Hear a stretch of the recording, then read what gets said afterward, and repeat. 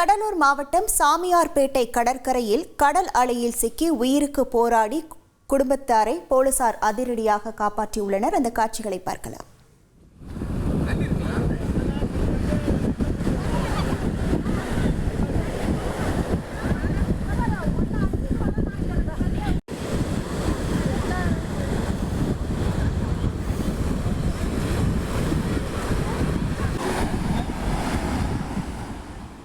கூடுதல் விவரங்களோடு இணைகிறார் நமது செய்தியாளர் தேவநாதன். வணக்கம் தேவநாதன், எவ்வளவு பேர் கடல் அலையில் சிக்கியிருந்தார்கள்? அவர்கள் அனைவரும் மீட்கப்பட்டு விட்டனரா? முழு விவரங்கள்.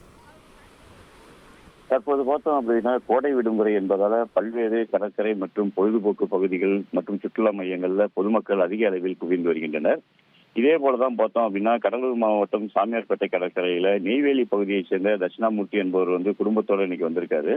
அந்த பகுதியில அவர் கடலில் குளித்துக் கொண்டிருந்த போது திடீரென ஒரு ராட்சத அலை ஏற்பட்டது. இதன் காரணமாக தட்சிணாமூர்த்தி குடும்பத்தை சேர்ந்த 5 பேர் அந்த அலையில் சிக்கி உயிருக்கு ஆபத்தான நிலையில் போராடினார்கள்.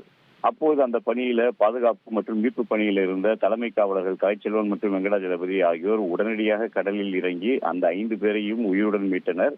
மேலும் அவர்களுக்கு அந்த பகுதியில் முதலுதவி அளித்து தற்போது அவர்கள் அரசு மருத்துவமனைக்கு அனுப்பி வைக்கப்பட்டிருக்கிறார்கள். இவர் அனைவர்களும் தற்போது நல்ல நிலையில் இருப்பதாக தெரிவிக்கப்பட்டிருந்தாலும், கடலூர் மாவட்டத்தில் பார்த்தோம் அப்படின்னா, தேவனாம்பட்டினம், சாமியார்பேட்டை, பரங்கிப்பேட்டை ஆகிய பகுதியில் அடிக்கடி இது போன்று கடலில் பொதுமக்கள் சிக்கி உயிரிழப்பது தொடர்ந்து நடைபெற்று வருவதாக இதனை தடுக்கும் விதமாக பார்த்தோம் அப்படின்னா, கடலூர் மாவட்ட காவல்துறை கண்காணிப்பாளர் இந்த கோடை விடுமுறை நாட்கள்ல மாணவ மாணவிகள் மற்றும் பொதுமக்கள் கடலில் இறங்கி குளிக்கும் போது அசம்பாவிதம் ஏற்படாத வண்ணம் தடுக்கும் பொருட்டு காவல்துறையுடைய மீட்பு குழுவினர் இந்த பகுதிகளில் நிறுத்தி வைக்கப்பட்டிருந்தாங்க. இந்த மீட்பு குழுவினர் தான் தற்போது இந்த 5 உயிர்களை காப்பாற்றி இருக்கிறார்கள் என்பது குறிப்பிடத்தக்கது. உங்கள் விவரங்களுக்கு நன்றி தேவநாதன். செய்திகளை உடனுக்குடன் தெரிந்து கொள்ள உடனே சப்ஸ்கிரைப் பண்ணுங்க.